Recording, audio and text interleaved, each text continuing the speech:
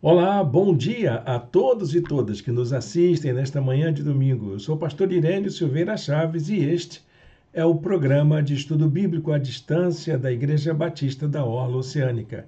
É com muito prazer que a gente pode estar juntos aqui nessa rede social, nesse canal do YouTube, para a gente poder meditar na palavra de Deus. É uma iniciativa que está fazendo bem para todos nós. E eu convido você a nos acompanhar, a seguir o nosso canal, a se inscrever e a assistir aos vídeos de estudo bíblico e de mensagens que nós temos em nosso canal.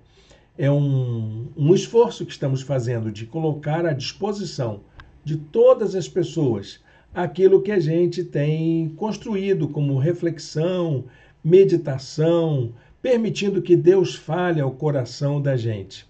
Nós estamos seguindo uma série de estudo bíblico que é baseada no livro de Provérbios. Tem abençoado muito a nossa vida. Muitas pessoas têm dito que se sentem muito bem com aquilo que estamos produzindo aqui durante esses dias de estudo. É um estudo longo, nós já começamos, já tem 2 meses e pouco, e vamos até o final do ano fazendo essa leitura da palavra de Deus dessa maneira criativa, dessa maneira que nos faz bem. Nós estamos explorando o texto. Você tem uma apostila que está à disposição em nosso blog. Você pode acessar, o endereço do blog está logo aqui embaixo. E também temos as videoaulas anteriores, estão todas gravadas. Você pode assistir na playlist de nosso canal. Bem, gente, sem mais demora, vamos passar para o estudo de hoje, que é um estudo importante. Nós vamos falar sobre mais um tema do livro de Provérbios. Como já, se você nos acompanha, e já falamos isso outras vezes, o nosso estudo está baseado em temas, não em capítulo por capítulo.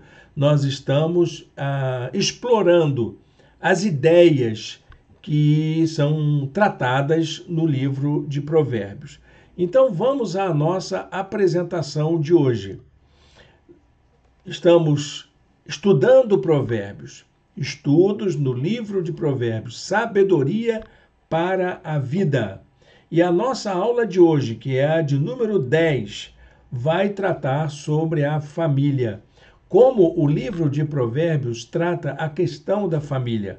Como que esse assunto é trazido à luz no esforço de proporcionar aos estudantes, aos pensadores, às pessoas da época, uma reflexão que faça bem para todos e todas.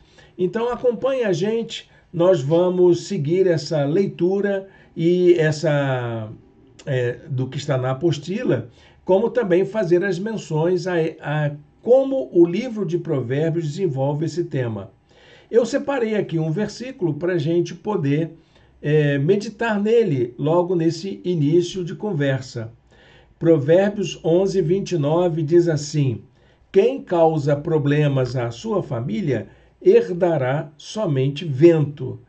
Veja que a maneira como o autor fala sobre a preocupação com a família tem a ver com aquilo que a gente faz de benefício para ela. Nós temos uma função, uma tarefa, nós temos uma missão, que é de cuidar bem da nossa família.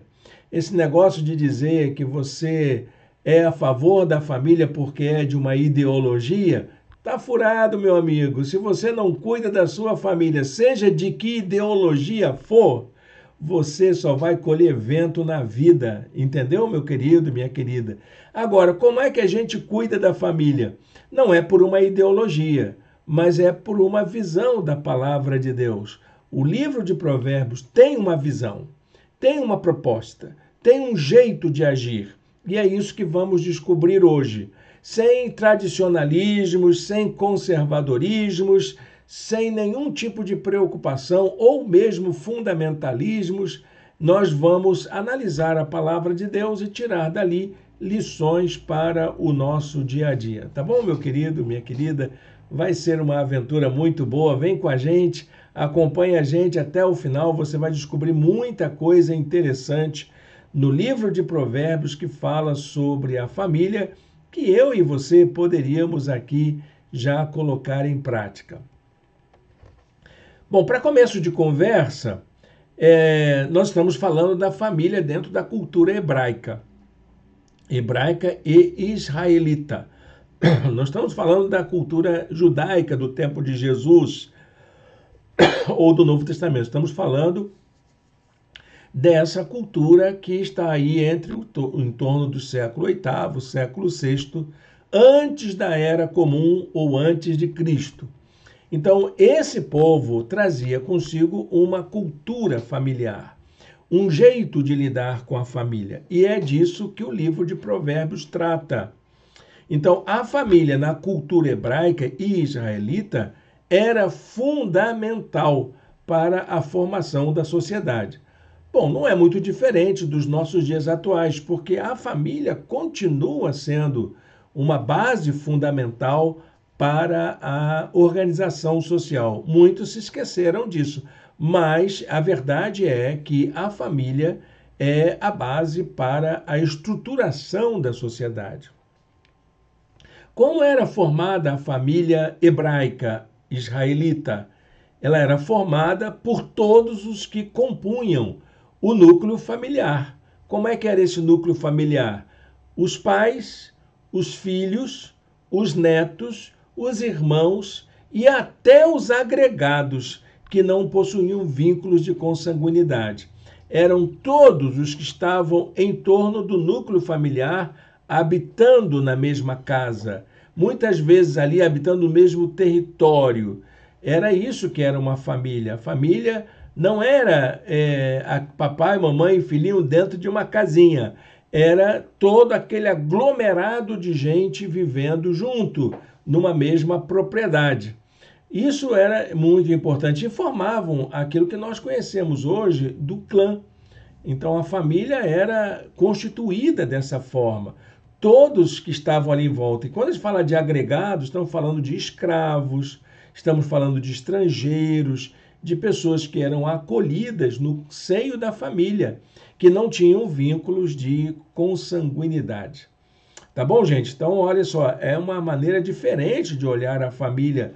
Quando a gente fala de família na Bíblia, estamos falando disso no Antigo Testamento, desse núcleo familiar que formava ali uma espécie de clã, em que todos e todas eram responsáveis uns pelos outros. A construção da vida em família era resultado de um ato de sabedoria e de conhecimento também. Aquilo que as pessoas sabiam, aquilo que as pessoas costumavam confeccionar em termos de habilidades, em termos de conhecimento das histórias, das narrativas, tudo isso era empregado para que pudesse ser construída a família. E essa construção da família visava o fortalecimento da unidade entre as pessoas, das relações de segurança e também da transmissão da fé, da confiança em Deus, do temor do Senhor. A família era esse núcleo que praticava essas habilidades, né? Essas preocupações com a vida em comum. Veja o que diz em Provérbios 24, versos 3 e 4. Com sabedoria se constrói a casa e com discernimento se consolida. Pelo conhecimento, os seus cômodos se enchem do que é preciso, do que é precioso e agradável. Era isso que era a família. A família vivia desse jeito. E para construir essa relação, envolvia um empreendimento muito grande, porque tinha que cuidar da subsistência da casa, do bem-estar de todos, da harmonia, da boa convivência entre todos e todas. A palavra hebraica para família é bait, que também pode ser traduzida como casa, também pode ser traduzida como lar e também pode representar os membros que habitavam no mesmo núcleo familiar. Então, família era aquilo tudo. E muitas pessoas chamavam de irmão e irmã, por exemplo, um amigo mais chegado, um primo distante que estava ali dentro da casa, todos estão dentro dessa mesma relação familiar. Por isso que aquele texto que lemos lá no começo fala sobre cuidar bem da casa. E numa outra tradução, aquele texto de Provérbios 11, 29 diz assim: quem dirige mal a sua casa ou a sua baite, acaba sem nada. Quem não tem juízo, será sempre escravo de quem é sábio. Olha, gente, cuidar bem da família, esse é um valor que a gente precisava trazer para hoje. Cuidar bem da casa faz bem para a gente mesmo. Você cuidar dos seus irmãos, você cuidar dos seus pais, você cuidar dos seus filhos, cuidar dos seus avós, dos seus tios, tudo isso, meu querido, minha querida, faz bem para você, não é uma questão de bandeira ideológica, não, é a questão de você fazer bem para você mesmo, para você poder ter uma vida tranquila, uma vida melhor, porque é disso que o livro de Provérbios está falando. Cuidar bem da família é cuidar bem de você mesmo. Uma outra característica da família era a relação monogâmica. O livro de Provérbios ressalta a relação monogâmica e também protege a fidelidade conjugal. Tudo isso são iniciativas propostas por Provérbios. Você pode perguntar assim, mas foi Salomão que escreveu. E lá no livro de Reis diz que Salomão casou-se com 700 princesas. Não está lá, ó, 1 Reis 11:3. Casou com 700 princesas e teve 300 concubinas. 1000 pessoas, né? 1000 mulheres. Olha, gente, eu diria para você, isso não é vantagem não, viu? Os ricos e poderosos podiam até ter dentro da cultura hebraica. Isso era até tolerado entre os ricos e poderosos, mas a sociedade em comum não aceitava isso. A sociedade comum hebraica enfatizava a relação monogâmica. Mas é que não é igual o moralismo que nós vemos muitas vezes em muitas igrejas, de condenação, de mandar para o inferno, de achar que vai arder no inferno por causa dessa relação. Não, o livro de Provérbios não está preocupado com isso. Essa preocupação é contemporânea. Ela é fruto do Evangelho e não se aplica ao livro de Provérbios. Mas já se havia uma preocupação em criar uma moral que pudesse valorizar o casamento monogâmico e a fidelidade conjugal. Tanto que lá, ainda em 1 Reis 11:3, você vai encontrar no finalzinho do versículo, e as suas mulheres o levaram a desviar-se. A preocupação com essa relação de poligamia ou de adultério era com relação à conduta da pessoa. Esse tipo de relacionamento destrói totalmente a identidade, a confiança e até mesmo a condição da pessoa poder fazer algo de bom para alguém. E era isso que mais preocupava. Em Provérbios, nós vamos encontrar a família como um espaço de muitos conflitos. Por isso que é importante você se dedicar ao seu núcleo familiar. Era isso que o Provérbios queria apresentar. Nós vamos encontrar, então, muitas referências sobre os conflitos vividos em família. Nós vamos encontrar conflitos por causa da infidelidade, por causa do assédio, da violência doméstica, dos problemas com os filhos rebeldes, com os desobedientes da casa. Isso era comum. Não ache que isso é problema dos jovens ou das famílias de hoje, dos homens e das mulheres de hoje. Não. Sempre foi assim. O núcleo familiar precisava ser cuidado por causa das muitas situações de conflito que havia para as famílias.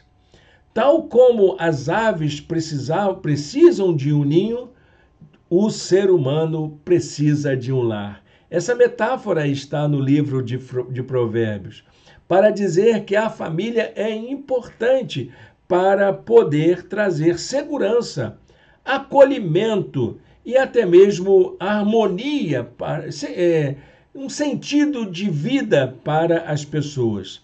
A família, então, no livro de Provérbios, é um lugar de acolhimento, de segurança, de convivência harmoniosa. Fora da vida familiar, a pessoa fica desorientada e sem rumo. É isso que Provérbios aponta, lá em Provérbios 27, 8. Como a ave que vagueia longe do ninho, assim é o homem que vagueia longe do lar. Que palavra bonita, não é?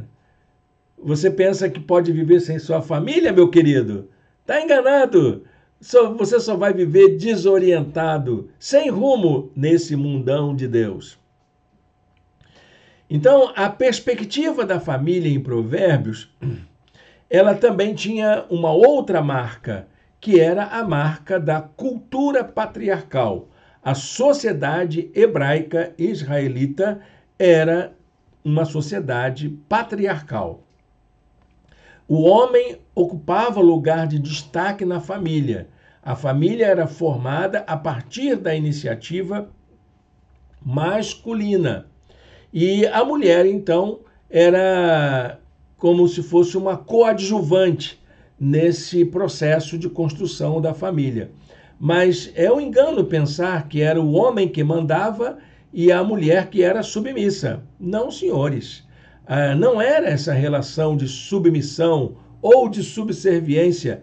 Era uma relação de parceria, em que o homem era considerado alguém que exercia um papel superior à mulher, por causa da responsabilidade, não por causa do domínio, não por causa do controle. Mas a mulher tinha um papel fundamental na construção da família. Então, a base da família é hebraica. A família que encontramos em Provérbios é o relacionamento entre marido e esposa. Claro que a iniciativa aí vai ser masculina, por causa do patriarcalismo, mas não uma relação de subserviência e de submissão da mulher.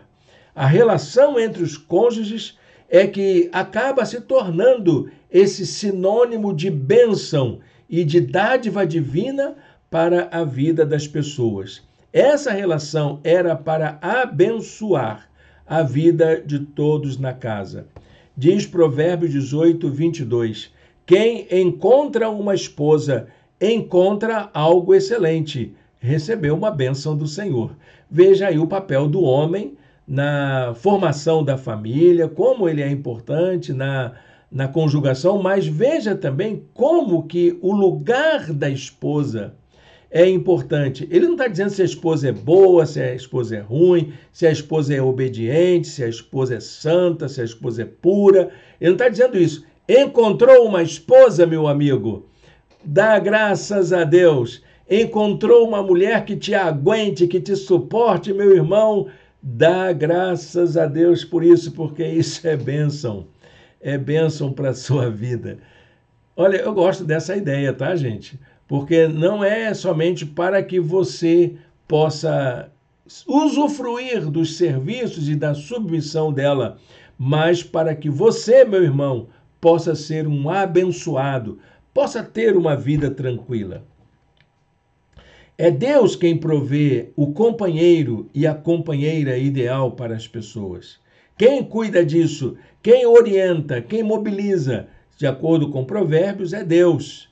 Casas e riquezas herdam-se dos pais, mas a esposa prudente vem do Senhor.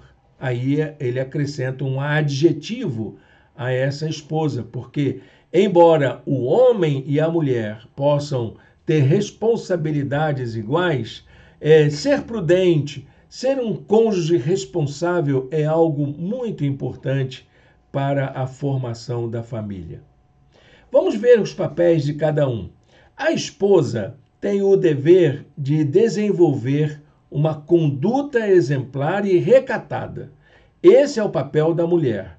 Se você olhar de livro de Provérbios, o que ele diz? Olha, gente, a mulher ela precisa ter uma conduta adequada à vida conjugal, à condição de mãe, a essa condição de cuidadora da casa. A mulher exemplar é a coroa do marido, diz o livro de Provérbios 12, 4. Mas a de comportamento vergonhoso é como câncer em seus ossos.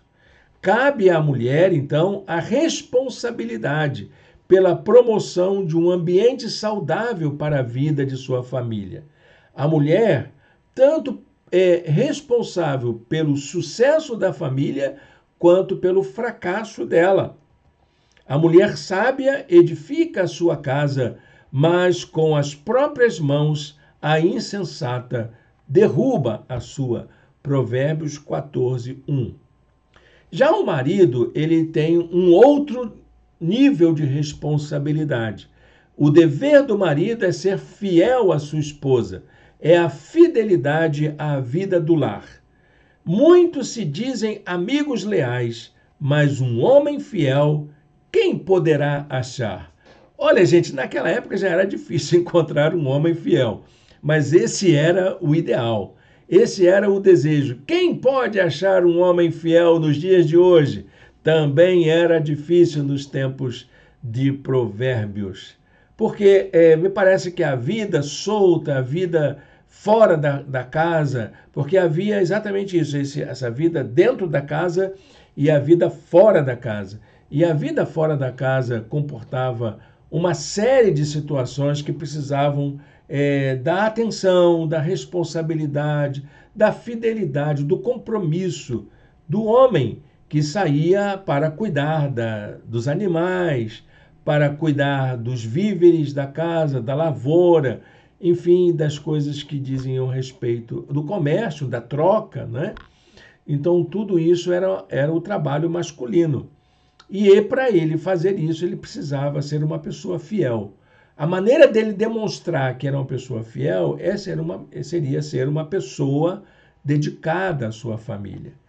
Em Provérbios 5, de 15 a 20, nós vamos encontrar como que é esse compromisso que o esposo tem de se dedicar à sua esposa, que aqui eu vou usar como a ideia de amar a própria esposa, de se dedicar a ela.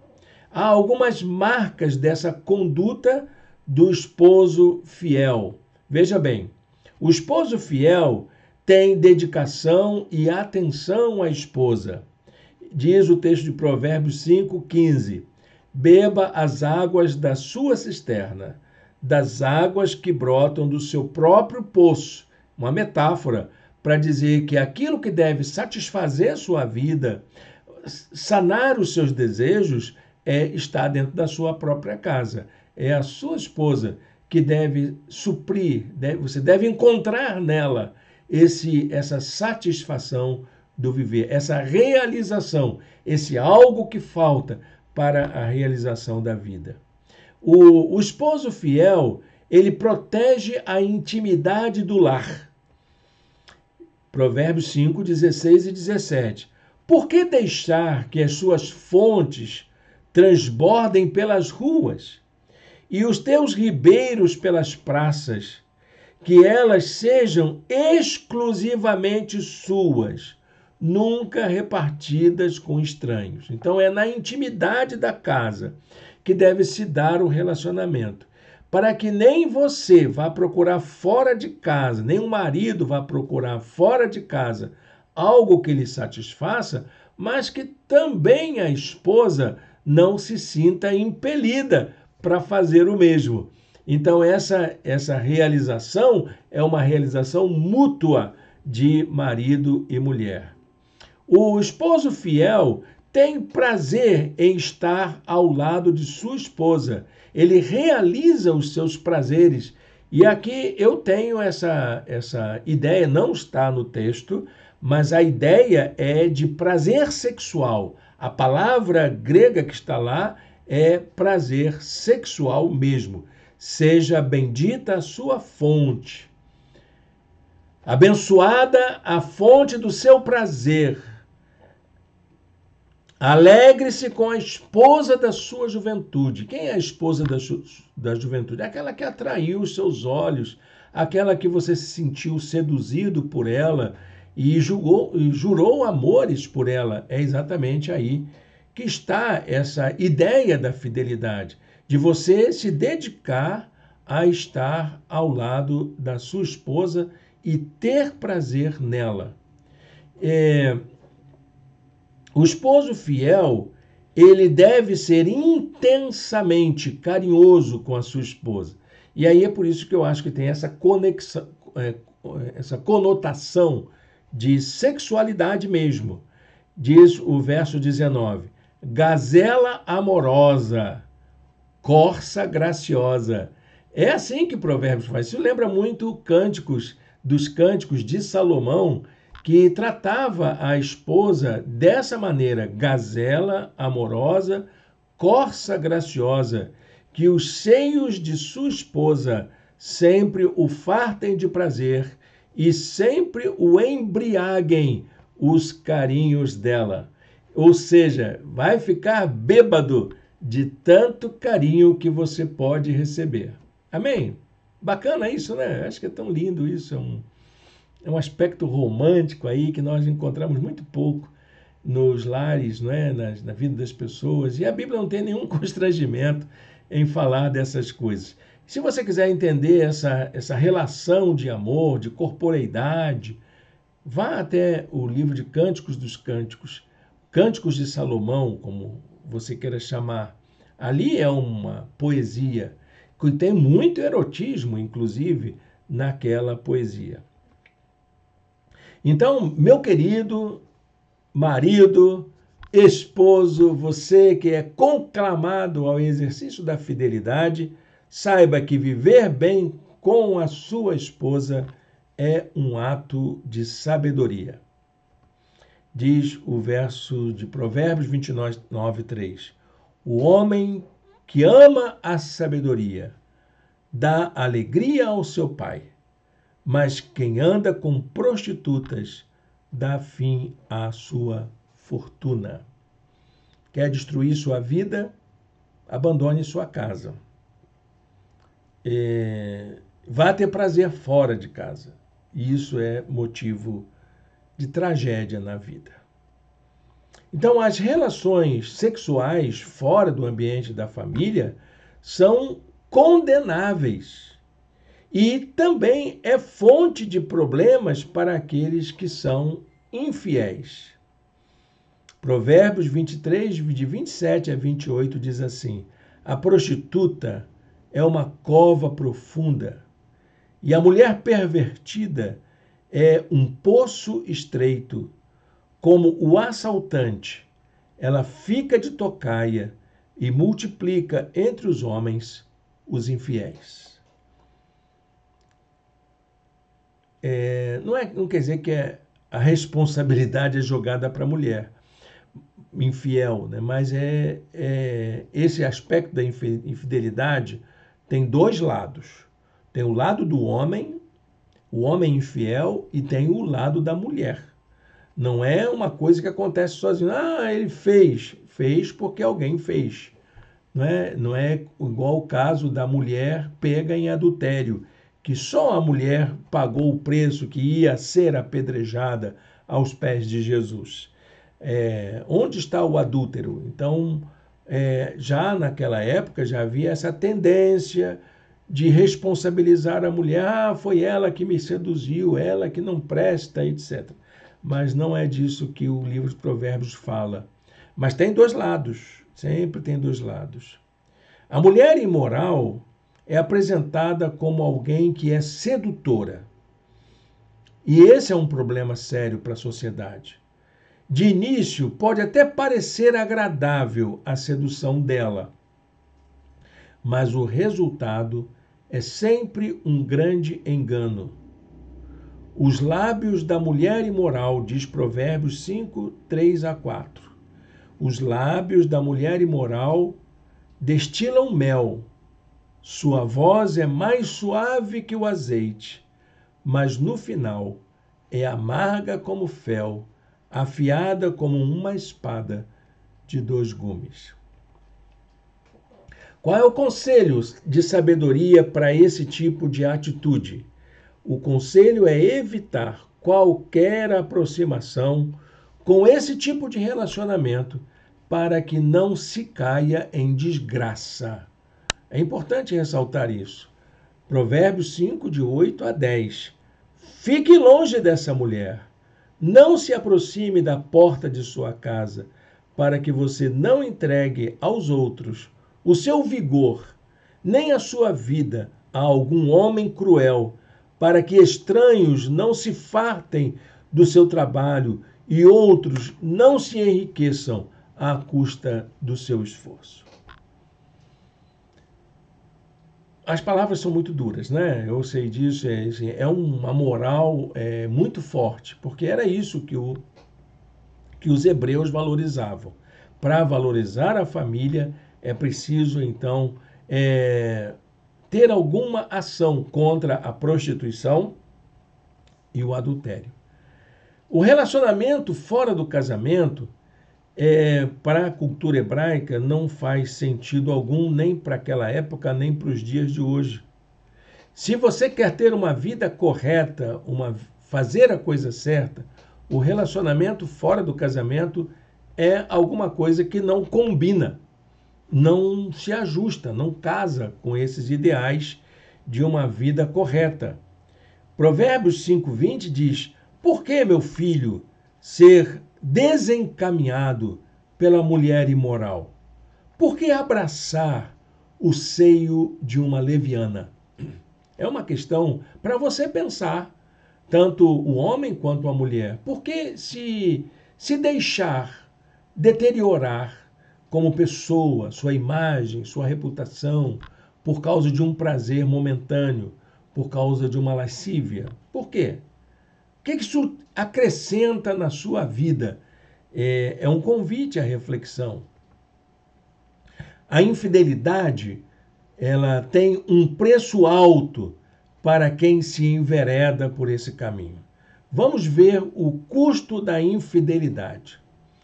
Prejudica a sua relação com Deus. A mulher imoral abandona aquele que desde a juventude foi seu companheiro e ignora a aliança que fez diante de Deus.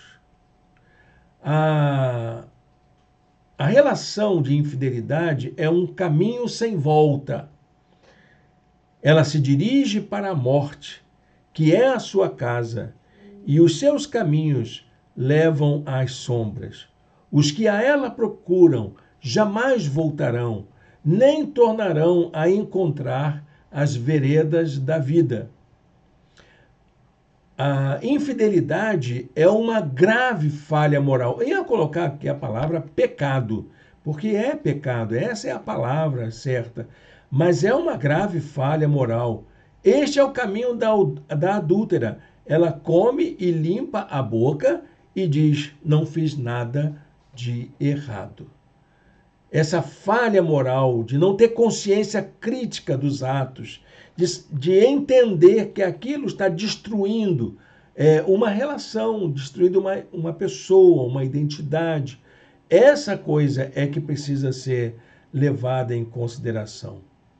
Para evitar a infidelidade, é preciso que a pessoa evite ou vença essa coisa da cobiça, a concupiscência da carne, como diz Tiago e João, lá nas suas cartas no Novo Testamento. Vencer essa cobiça, essa tentação de ser atraído pela beleza ou pela sedução do outro.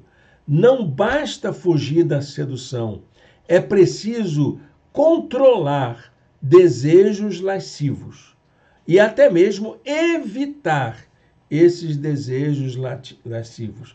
Eu coloquei aqui, é preciso não ter desejos lascivos. Então, meu querido, evite a cobiça. Provérbios 6, 25 e 26. Não cobice em seu coração a sua beleza, nem se deixe seduzir por seus olhares, pois o preço de uma prostituta é um pedaço de pão, mas a adúltera sai à caça de vidas preciosas. Preserve a sua reputação. Provérbios 6, 27 a 29. Pode alguém colocar fogo no peito sem queimar a roupa? Pode alguém andar sobre as brasas sem queimar os pés? Assim acontece com quem se deita com mulher alheia. Ninguém que a toque ficará sem castigo. Era realmente uma metáfora aí para a gente pensar hoje. Seja responsável, seja responsável. Provérbios 6:32. O homem que comete adultério não tem juízo. Todo aquele que assim procede a si mesmo se destrói. E evite as contendas, porque tem um terceiro envolvido, que é o marido da outra ou a esposa do outro, no caso da relação homem-mulher. O ciúme desperta a fúria do marido, que não terá misericórdia quando se vingar, mas não aceitará nenhuma compensação. Os melhores presentes não o acalmarão. Então, tudo isso para mostrar o quanto é importante se dedicar à família. Quanto ela é importante para a formação da vida de pessoas. Porque ali, quando marido e mulher se dedicam à casa, eles estão formando pessoas, formando consciências. Lembro de uma senhora que estava um dia lavando a louça da sua casa e ela chiou de ter que fazer serviços domésticos. E aí ela parou e pensou: eu não estou simplesmente lavando uma louça, eu estou cuidando dos meus filhos, eu estou investindo neles, eu estou servindo a eles, eu estou cuidando deles. É isso que a gente tem que pensar. Quando você, marido, coloca todo o seu salário dentro da sua família, você não está desperdiçando dinheiro, você está investindo em gente. Você, meu irmão, minha irmã, que se dedica ao trabalho doméstico, ao cuidado da casa, divide as tarefas uns com os outros, vocês não estão fazendo sacrifícios, vocês estão cuidando da família de vocês. Por isso que a gente precisa sempre entender que a família é um ambiente de aprendizagem, de formação de valores. É isso que é a casa. Para que todos da casa possam ter uma vida boa, uma vida saudável, uma vida agradável. O homem e a mulher, o marido e a esposa, são os responsáveis pela criação desse ambiente, principalmente pela formação dos filhos. Provérbios 1:8 já começa lá no comecinho dizendo: ouça, meu filho, a instrução de seu pai e não despreze o ensino da sua mãe. Então, os dois. Não é só um que vai educar. Não é só o pai que educa. O seu pai, quando chegar, vai saber disso. É a mãe e o pai juntos, em harmonia, em comum acordo, para trazer formação para os filhos.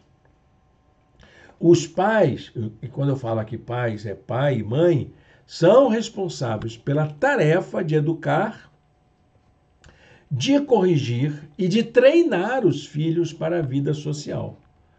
Qual é o dever desses pais? Pai e mãe, tá bom, gente? Corrigir como um ato de amor. Quem não corrige os filhos mostra que não os ama. Quem ama os filhos se preocupam em discipliná-los. Há algumas traduções que usam a palavra castigo. Eu vou evitar essa palavra, até porque a gente vai voltar a falar sobre a educação dos filhos, e eu não quero usar a ideia de castigo, de uso da vara, como se fosse um instrumento de coerção. Eu quero que você entenda desde já que nós não estamos aqui falando de castigo, mas que precisa corrigir, precisa. Que é preciso haver algum tipo de disciplina. Sim, claro, não pode deixar correr solto, não é? Mas é preciso que se faça com amor. É dever dos pais ser exemplo para os seus filhos. Os pais precisam ser a referência que eles vão ter para o que é uma conduta boa. Se eles veem os seus pais com condutas erradas, com certeza eles vão reproduzir isso na vida. A violência, a linguagem torpe, tudo aquilo que caracteriza uma conduta não adequada, vai acabar se repetindo na vida dos filhos. Provérbios 14, 26 diz assim: aquele que teme ao Senhor possui uma fortaleza segura, refúgio para os seus filhos. A maneira como você confia em Deus, como você exerce o temor do Senhor, como você orienta a sua vida para agradar a Deus, isso serve de exemplo para os seus filhos. Alegrar-se com as conquistas dos filhos. Sim, porque os nossos filhos são bênçãos, meus irmãos e irmãs. Nossos filhos são bênçãos e é importante a gente se alegrar com cada conquista, desde os primeiros passos, para a gente poder valorizar os esforços deles em serem pessoas boas. Meu filho, se o seu coração for sábio, o meu coração se alegrará. É o pai falando para o filho. Ah, meu filho, que decisão sábia que você tomou. Como eu estou feliz pela sua conquista por decidir com sabedoria. E muitas vezes até com prejuízo para si, mas sabendo valorizar essa conquista dos filhos. Os pais precisam valorizar as coisas boas que os filhos realizam. O pai do justo exultará de júbilo. Quem tem filho sábio, nele se alegra. Bom será que se alegrem seu pai e sua mãe, e que exulte a mulher que o deu à luz. Olha, gente, ser um bom filho é motivo de muita alegria. E isso é muito importante porque vai fazer com que todo o esforço da família finalmente encontre sentido, seja recompensado, quando todos e todas na casa sabem dar valor aos esforços de cada um, à identidade de cada um, ao jeito de ser de cada um.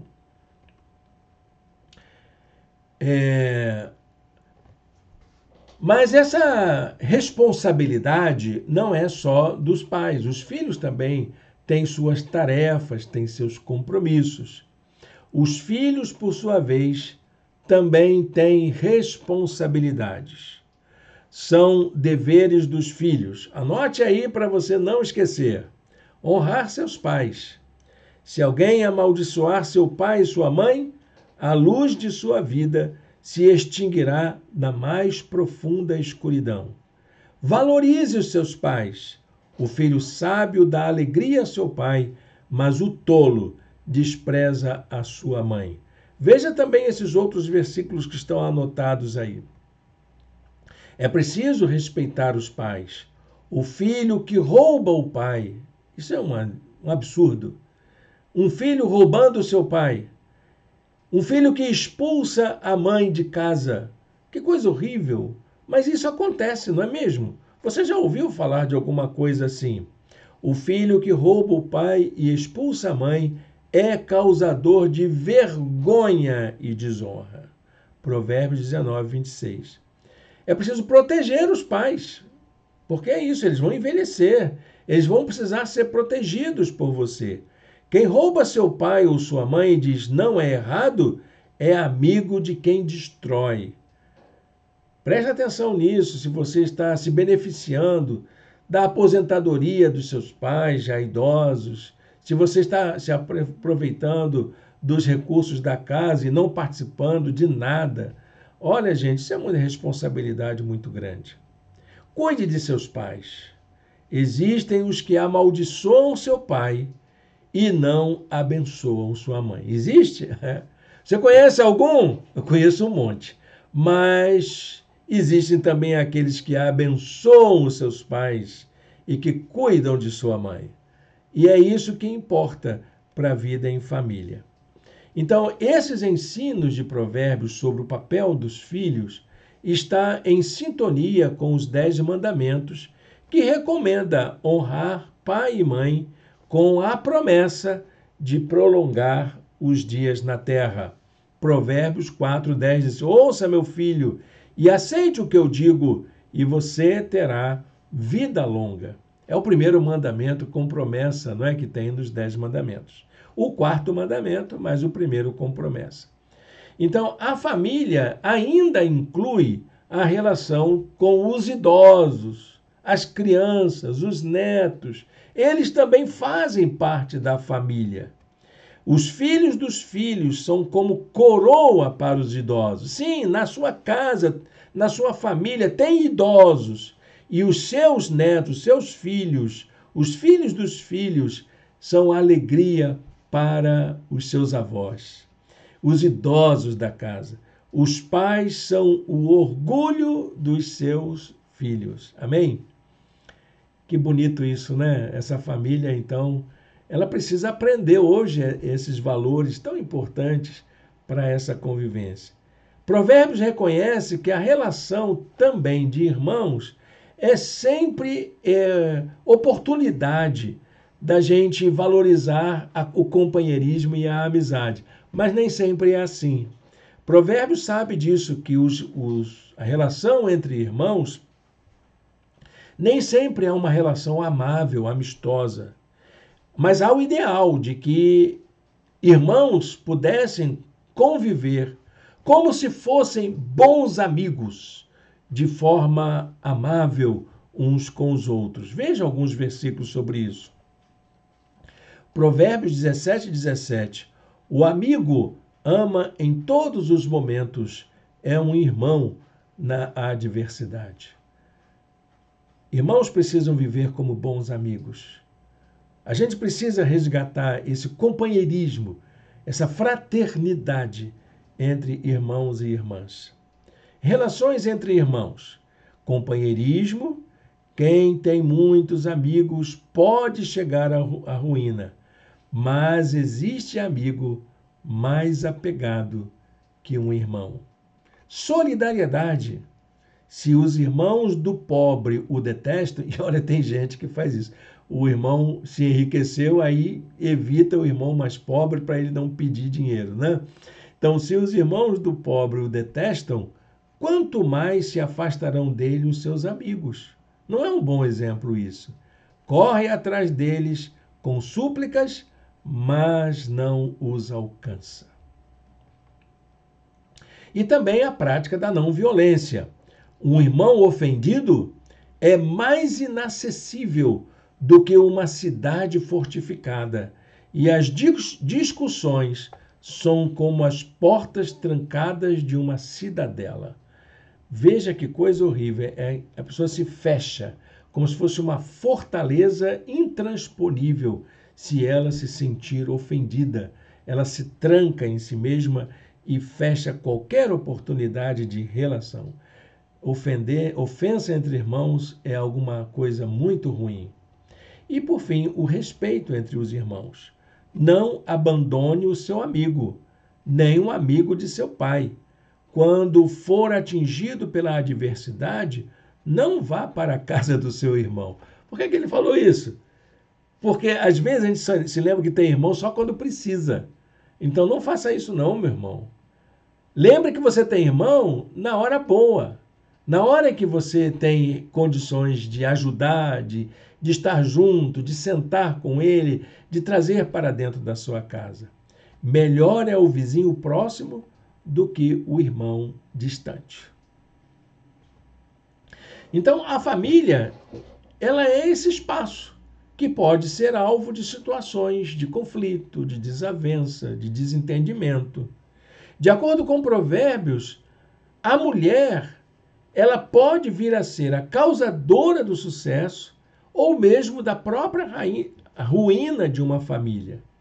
Porém, quando removemos esse filtro da mentalidade patriarcal da época, nós podemos entender que esse é um risco que tanto homens quanto mulheres correm. Os homens podem ser causadores de conflitos na sua casa, mesmo quando vivendo aí debaixo do mesmo teto. Não é só a mulher.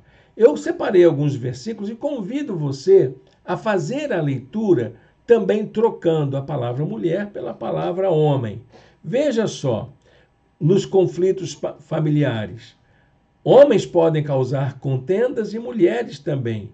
Melhor é viver num canto sob o telhado do que repartir a casa com uma mulher briguenta. Troque mulher por homem. Melhor é viver num canto sob telhado do que repartir a casa com um homem briguento. Violência. O filho tolo é uma ruína de seu pai, e a esposa briguenta é como uma goteira constante.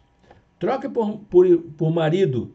O filho tolo é a ruína de seu pai, e o marido briguento é como uma goteira constante.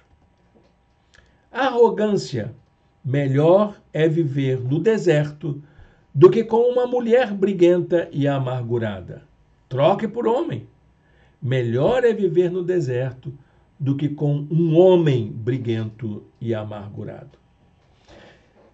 Então, essa cultura hebraica valorizava a família. Ela desejava que a família pudesse vencer os seus desafios. A família, na sociedade hebraica, serve como uma base para a formação da identidade social e para a transmissão dos valores morais e religiosos, para a crença. É nela que os cidadãos aprendem os mandamentos da lei e as regras da boa convivência. Qual o lugar da família na sociedade? Vamos tirar algumas lições lá de Provérbios para entender qual é o lugar da nossa família nessa sociedade em nossos tempos. Primeiro, a transmissão dos valores para uma vida próspera. É na família que a gente aprende a ter sucesso. A família é o espaço para a nossa formação como pessoas. Ela é o único lugar em que podemos ser acolhidos plenamente do jeito que somos. Provérbios 23, 22. Ouça o seu pai que o gerou. Não despreze sua mãe quando ela envelhecer. Segundo, a promoção de um ambiente saudável para a boa convivência. Todos nós podemos contribuir de forma efetiva para a construção de um ambiente familiar saudável. Não é o papel de um só, mas é o papel de todos. Melhor é um pedaço de pão seco com paz e tranquilidade do que uma casa onde há banquetes e muitas brigas. E, por fim, a afirmação da confiança no cuidado divino.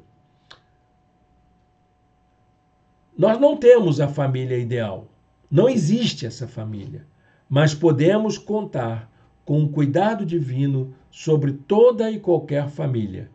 Deus está interessado em abençoar a cada família que existe na face da terra. A maldição do Senhor está sobre a casa dos ímpios, mas ele abençoa o lar dos justos. Amém? Para a gente encerrar, deixa eu deixar aqui a nossa lição para a vida. O cuidado da família é o principal fator para uma vida bem-sucedida. Não importa como seja ela, é preciso cuidar dos vínculos que nos ajudaram a ser quem nós somos. mesmo aquelas influências que você achou ruim. Tudo isso foi importante para você ser quem é. O livro de Provérbios nos mostra que não existe família perfeita. Todas elas podem ter problemas, podem inclusive ser a nossa família a ter problemas. A diferença está na maneira como nos conduzimos de forma justa e sábia, como cuidadores da nossa casa. Fica aqui um versículo para nossa meditação. A casa dos ímpios será destruída, mas a tenda dos justos florescerá. Amém? Deus abençoe a leitura da sua santa palavra, o estudo da sua palavra para nós. Feche seus olhos, fale com Deus, vamos orar ao Senhor. Senhor Deus, eterno Pai, obrigado por esta lição de hoje. Obrigado pela tua palavra, Senhor. E queremos colocar nossas famílias em tuas mãos. Nossos cônjuges, nossos pais, aqueles que estão vivos, nossos filhos, nossos irmãos e irmãs, nossos cunhados, nossos tios e tias, nossos avós, ó Senhor, nossos netos, cuida deles, Senhor, para a honra e glória do teu nome. Em nome de Jesus. Amém. Amém, meu irmão, minha irmã. É com muita alegria que a gente chega ao final dessa nossa lição de hoje. Quero fazer um convite a você. Logo mais à noite, teremos nossa reunião presencial. Convido você a estar conosco e a juntos celebrarmos ao Senhor. Daremos continuidade à nossa nova série de mensagens que fala sobre a nossa confiança no poder de Deus em tempos tão complicados como esse. Como crer no Senhor em tempos de incerteza. É disso que falaremos logo mais. Nossa reunião começa às 18h30 e você é o nosso convidado, a nossa convidada especial. Amém? Deus o abençoe, Deus a abençoe. Um domingo de paz na presença de Deus.